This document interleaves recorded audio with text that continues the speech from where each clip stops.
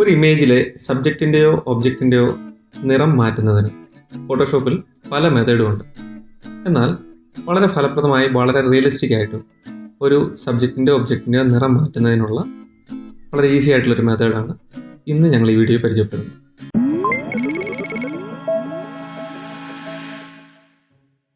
Hugh and saturation adjustment layer ഉപയോഗിച്ചാണ് ഈ മെത്തേഡിൽ നമ്മൾ വർക്ക് ചെയ്യുന്നത്. ഇതിൽ ഹ്യൂ, സാച്ചുറേഷൻ, ബ്രൈറ്റ്നസ് എന്നീ 3 സ്ലൈഡറുകളാണുള്ളത്. ഇതിൽ ഹ്യൂ എന്നത് നമ്മളുടെ ഒബ്ജക്റ്റിൻ്റെ ബേസ് കളറിനെ മറ്റൊരു കളറിലേക്ക് ഷിഫ്റ്റ് ചെയ്യാൻ വേണ്ടിയാണ് ഉപയോഗിക്കുന്നത്. സാച്ചുറേഷൻ എന്നത് ഷിഫ്റ്റ് ചെയ്ത കളറിൻ്റെ ഡെപ്ത് അഡ്ജസ്റ്റ് ചെയ്യാൻ വേണ്ടിയിട്ടാണ് സാച്ചുറേഷൻ യൂസ് ചെയ്യുന്നത്. എന്നാൽ ബ്രൈറ്റ്നസ് എന്നുള്ളത് ഒബ്ജക്റ്റിനെ നമ്മൾ ചേഞ്ച് ചെയ്തിരിക്കുന്ന കളറിൻ്റെ ലൈറ്റ് ലെവൽ അഡ്ജസ്റ്റ് ചെയ്യാൻ വേണ്ടിയാണ് ഉപയോഗിക്കുന്നത്. അപ്പോൾ ഇതെങ്ങനെയാണ് വർക്ക് ചെയ്യുന്നത് നമുക്ക് നോക്കാം. ആദ്യമായി എഡിറ്റ് ചെയ്യേണ്ട ഇമേജ് ഓപ്പൺ ചെയ്യാം. ഈ ഇമേജിൽ കളർ മാറ്റേണ്ട ഭാഗത്ത് നിന്ന് ഒരു ചെറിയ ഭാഗം ഏതെങ്കിലും ഒരു സെലക്ഷൻ ടൂൾ ഉപയോഗിച്ച് സെലക്ട് ചെയ്ത് കൊടുക്കുക. ഒരു hue and saturation adjustment layer എടുക്കാം. Hue and saturation adjustment layer എടുത്തതിന് ശേഷം അതിൽ മാസ്റ്ററിൽ നമ്മൾ കളർ ചേഞ്ച് ചെയ്ത് കഴിഞ്ഞാൽ മുഴുവനായിട്ട് ആ ഇമേജിനെ എഫക്റ്റ് ചെയ്യും. അപ്പോൾ നമുക്ക് ഈസി ആയിട്ട് ആ കളറിനെ മാറ്റാനായിട്ടുള്ളൊരു മെത്തേഡ് എന്ന് പറയുന്നത് ഏത് കളറിൻ്റെ ആണോ മാറ്റേണ്ടത് ആ കളറിൻ്റെ ചാനൽ കണ്ടെത്തി ഏതൊക്കെ കളേഴ്സ് ചേർന്നിട്ടാണ് ആ കളർ രൂപപ്പെട്ടിരിക്കുന്നത് എന്നുള്ളത് നമുക്ക് ഇതിൽ നിന്ന് മനസ്സിലാവും. അതിൽ നിന്നുകൊണ്ട് നമുക്ക് ഈസി ആയിട്ട് ചേഞ്ച് ചെയ്യാൻ പറ്റും. ഇവിടെ നമ്മൾ സെലക്ട് ചെയ്തിരിക്കുന്ന ഈ ഇമേജിൽ ബ്ലൂ മസ്റ്റായിട്ട് ഉള്ളത് കൊണ്ട് ബ്ലൂവിൻ്റെ ചാനലിൽ പോയിട്ട് ഹ്യൂ അഡ്ജസ്റ്റ് ചെയ്ത് നോക്കുക. അപ്പോൾ നമുക്ക് മനസ്സിലാവും അത് പെർഫെക്റ്റ് ആയിട്ടല്ല മാറുന്നത്. അതിൻ്റെ കാരണം ആ ബ്ലൂവിൻ്റെ ഒപ്പം മറ്റൊരു കളറും കൂടെ വരുന്നുണ്ട്. ആ കളർ ഏതാണെന്ന് നമ്മൾ കണ്ടെത്തുകയാണെന്നുണ്ടെങ്കിൽ കൃത്യമായിട്ട് നമുക്കത് മാറ്റാനായിട്ട് കഴിയും. നമുക്കത് ചെക്ക് ചെയ്യാം. ഇതിലപ്പം ബ്ലൂവിൻ്റെ കൂട്ടത്തിൽ വരുന്നത് സയാനും കൂടെയാണ്. ഈ സയാൻ അഡ്ജസ്റ്റ് ചെയ്യുമ്പോഴത്തേക്ക് നമുക്കത് മനസ്സിലാക്കാൻ പറ്റും. അത് കറക്റ്റായിട്ട് മാറുന്നത് നമുക്ക് കാണാൻ കഴിയും. അങ്ങനെ നമുക്ക് ആവശ്യമുള്ളൊരു ടോണിലേക്ക് സയാനും കൂടെ നമ്മൾ അഡ്ജസ്റ്റ് ചെയ്ത് നോക്കുകയാണ്. നമ്മളിത് സെലക്ഷൻ ചെയ്തിട്ട് അഡ്ജസ്റ്റ്മെൻറ്റ് ലെയർ എടുക്കുമ്പോൾ ആ സെലക്ഷനിൽ ലെയർ മാസ്കോട് കൂടി അഡ്ജസ്റ്റ്മെൻറ്റ് ലെയർ ആയിരിക്കും വരിക. അതുകൊണ്ട് നമ്മൾ എവിടെയാണോ കളറിൻ്റെ ചേഞ്ചസ് ആവശ്യമുള്ളത് ആ ഭാഗത്തേക്ക് ബ്രഷ് ചെയ്ത് കൊടുത്തു കഴിഞ്ഞ് കഴിഞ്ഞാൽ കൃത്യമായിട്ട് ആ കളർ അവിടേക്ക് ആഡ് ആകുന്നു, അത് ചേഞ്ച് ആകുന്നു നമുക്ക് കാണാൻ കഴിയും. ഈ രീതിയിൽ നമ്മൾ ചെയ്യുമ്പോൾ ഉള്ള ഗുണം നമ്മുടെ ഇമേജിൻ്റെ ഈ പറഞ്ഞ 2 ചാനലുകളിൽ അടങ്ങിയിട്ടുള്ള കളേഴ്സ് ഏതൊക്കെ ഭാഗത്താണ് വരുന്നത് അവിടെ മാത്രമേ നമ്മൾ ബ്രഷ് ചെയ്യുന്ന സമയത്ത് ആ കളേഴ്സ് മാറുകയുള്ളൂ. അതായത് മറ്റുള്ള ഭാഗത്തൊന്നും ആ രീതിക്ക് കളർ ചേഞ്ചസ് വരികയോ ആ ഇമേജിനെ മറ്റേതെങ്കിലും വിധത്തിൽ ബാധിക്കുകയോ ചെയ്യില്ല.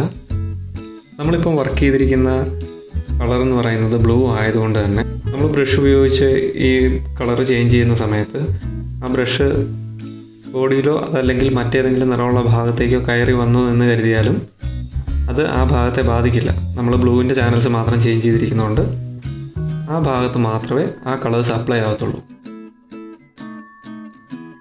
മറ്റൊരു പ്രത്യേകത എന്ന് പറയുന്നത് ഇത് ലെയർ മാസ്കും അഡ്ജസ്റ്റ്മെൻറ്റ് ലെയറും ഉപയോഗിച്ച് നമ്മൾ ചെയ്യുന്നത് കൊണ്ട് ഈ ഇമേജിൽ യാതൊരു തരത്തിലും അതിൻ്റെ ഒറിജിനലിനെ നമ്മൾ ഈ ചെയ്യുന്ന കാര്യം എഫക്റ്റ് ചെയ്തില്ല. ഏത് വിധത്തിലുള്ള മാറ്റങ്ങൾ വേണേലും ഈ അഡ്ജസ്റ്റ്മെൻറ്റ് ലെയറും മാസ്കും ഉപയോഗിച്ച് നമുക്ക് വരുത്താൻ കഴിയും. ഏതെങ്കിലും വിധത്തിൽ നമ്മൾ വർക്ക് ചെയ്ത് വരുമ്പോൾ നമ്മൾ ഈ ചെയ്തിരുന്ന കളേഴ്സൊന്നും നമുക്ക് ഇഷ്ടപ്പെട്ടില്ല, ഇത് ചേഞ്ച് ചെയ്യണമെന്നുണ്ടെങ്കിൽ ആ അഡ്ജസ്റ്റ്മെൻറ്റ് ലെയറിൽ വന്നിട്ട് വീണ്ടും ക്ലിക്ക് ചെയ്ത് ചാനൽസിൽ പോയി കഴിഞ്ഞ് കഴിഞ്ഞാൽ നമുക്ക് ആവശ്യമായ വിധത്തിൽ മുമ്പേ ചെയ്ത പോലെ നമ്മുടെ ഒറിജിനൽ കളർ ടോൺസ് വന്നിരുന്ന ഏതൊക്കെ ചാനൽസാണോ അതിൽ വന്നിട്ട് നമുക്ക് വീണ്ടും തിരുത്താൻ സാധിക്കും. എപ്പോഴും വർക്ക് ചെയ്യുമ്പോൾ ഇത്തരം വർക്കിൽ നമുക്ക് ശ്രദ്ധിക്കാൻ കഴിയുന്ന ഒരു കാര്യം ഏത് ഹ്യൂവിലേക്കാണ് പോകേണ്ടത് ആ കളേഴ്സ് ആദ്യം കറക്റ്റ് ചെയ്യണം. അതിനുശേഷമാണ് അതിൻ്റെ സാച്ചുറേഷൻ അഡ്ജസ്റ്റ് ചെയ്യേണ്ടത്. മറ്റൊരു കളറിലേക്ക് നമുക്ക് പോകണമെങ്കിൽ നമ്മൾ ആ ചാനൽസ് കൃത്യമായിട്ട് ചെക്ക് ചെയ്തിട്ട് ആ ചാനലിൽ ഹ്യൂ അഡ്ജസ്റ്റ് ചെയ്ത് നോക്കുമ്പോൾ നമുക്ക് ആവശ്യമായ കളർ ടോണിലേക്ക് അത് എത്തുന്നുണ്ടെങ്കിൽ കൃത്യമായിട്ട് നമുക്ക് സാച്ചുറേഷനും അഡ്ജസ്റ്റ് ചെയ്ത് അതിൻ്റെ ലൈറ്റ്നസ്സും കറക്റ്റ് ചെയ്ത് കഴിഞ്ഞാൽ നമ്മൾ ഉദ്ദേശിച്ച ഒരു കളറിലേക്ക് കൃത്യമായിട്ട് അതിനെ കൊണ്ടുവരാനായിട്ട് സാധിക്കും. അതും വളരെ പെർഫെക്റ്റായിട്ട് ചെയ്യാൻ സാധിക്കും. ഈ രീതിയിൽ നമുക്ക് കളർ ചേഞ്ച് ചെയ്യുമ്പോൾ വൈറ്റിൻ്റെ ടോണിലേക്ക്, അതായത് ലൈറ്റ് ടോൺസിലേക്ക് എത്തിക്കാൻ സാധിക്കും. കൂടാതെ ഇതേ രീതിയിൽ അത് ബ്ലാക്കിലേക്ക് എത്തിക്കാൻ സാധിക്കും. നമ്മൾ കൃത്യമായിട്ട് ചെയ്ത് കഴിഞ്ഞാൽ അത് വളരെ വളരെ പെർഫെക്റ്റായിട്ട് ഈ പറഞ്ഞ 2 ടോണിലേക്കും കൊണ്ടുവരാൻ സാധിക്കുന്നതാണ്. നോർമൽ കളർ ചേഞ്ചിങ് പ്രൊസീജിയർ വെച്ചിട്ട് നമുക്ക് ഒരിക്കലും ഇതുപോലൊരു ടോണിലേക്ക് ആ ഇമേജിനെ എത്തിക്കാൻ സാധിക്കില്ല. പ്രത്യേകിച്ച് ബ്ലാക്കിനൊക്കെ അത്രയും പെർഫെക്റ്റ് ആയിട്ടുള്ള ഒരു റിസൾട്ട് കിട്ടില്ല.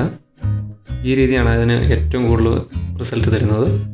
അതുപോലെ തന്നെ വൈറ്റ് ഷെയ്ഡും ഇത്രയും നല്ല റിസൾട്ട് തരുന്നത് ഈ ഒരു മെത്തേഡ് തന്നെയാണ്. ഈ രീതിയിൽ വർക്ക് ചെയ്യുമ്പോൾ നമ്മൾ ശ്രദ്ധിക്കേണ്ട മറ്റൊരു കാര്യം, ബോഡിയോട് ചേർന്ന കളേഴ്സ് വരുന്ന ഡ്രസ്സുകളോ അല്ലെങ്കിൽ നമ്മളിപ്പം ഉപയോഗിക്കുന്ന എന്തെങ്കിലും മെറ്റീരിയലുകൾ ചേഞ്ച് ചെയ്യുന്ന സമയത്ത്, മെറ്റീരിയൽ കളേഴ്സ് ചേഞ്ച് ചെയ്യുന്ന സമയത്ത് നമ്മൾ കളർ ചേഞ്ച് ചെയ്യേണ്ട ഡ്രസ്സിൻ്റെയോ അതല്ലെങ്കിൽ മറ്റേതെങ്കിലും ഒബ്ജക്റ്റിൻ്റെ ഭാഗത്തിൻ്റെയോ അടുത്തടുത്ത കളറുകൾ ഒരുമിച്ച് വരുമ്പോൾ അതിനുള്ളിലേക്ക് ഇത് കയറി പോകാതെ നോക്കുക. പ്രത്യേകിച്ച് സ്കിൻ ടോണുള്ള ഡ്രസ്സ് തന്നെ യൂസ് ചെയ്യുമ്പം അതിൽ ബ്രഷ് ചെയ്യുന്ന സമയത്ത് സ്കിന്നിലേക്ക് കയറി പോയി കഴിഞ്ഞാൽ സ്വാഭാവികമായിട്ടും അത് സ്കിന്നിൽ റിഫ്ലക്റ്റ് ചെയ്യും. അതുകൊണ്ട് അത് ശ്രദ്ധിക്കേണ്ട ഒരു കാര്യമാണ്. അത്തരം സാഹചര്യങ്ങളിൽ എഡ്ജസ് നമുക്ക് ഏതെങ്കിലും സെലക്ഷൻ ടൂൾ ഉപയോഗിച്ച് സെലക്ട് ചെയ്ത് കൊടുക്കേണ്ടതായിട്ട് വരും. അത് ആ രീതിക്ക് സെലക്ട് ചെയ്ത് കൊടുത്തു കഴിഞ്ഞാൽ നമ്മൾ ഉദ്ദേശിക്കുന്ന ഇതേ റിസൾട്ട് തന്നെ അതിൽ നമുക്ക് കിട്ടും. ഈ രീതിയിൽ നമുക്ക് വളരെ ഈസി ആയിട്ട് ഒരു അഡ്ജസ്റ്റ്മെൻറ്റ് ലെയർ വെച്ചിട്ട് നമുക്ക് ആവശ്യമായ വിധത്തിലേക്ക് ഏതെങ്കിലും ഒരു സബ്ജക്റ്റിൻ്റെയോ ഒബ്ജക്റ്റിൻ്റെയോ കളർ ചേഞ്ചസ് ചെയ്യാനായിട്ട് സാധിക്കും. ഡിസൈനേഴ്സ് ടൂൾ ബോക്സ് എന്ന ഈ ചാനലിൽ ഞങ്ങൾ ഇത്തരം അറിവുകൾ ഇനിയും ഷെയർ ചെയ്യുന്നതാണ്. നിങ്ങൾക്ക് ചാനൽ ഇഷ്ടമായെങ്കിൽ സബ്സ്ക്രൈബ് ചെയ്യുക, ബെല്ലൈക്കൺ എനേബിൾ ചെയ്യുക, ഒപ്പം തന്നെ ലൈക്ക് ചെയ്യുക, ഷെയർ ചെയ്യുക, നിങ്ങളുടെ അഭിപ്രായങ്ങൾ കമൻസിലൂടെ ഞങ്ങളെ അറിയിക്കുക.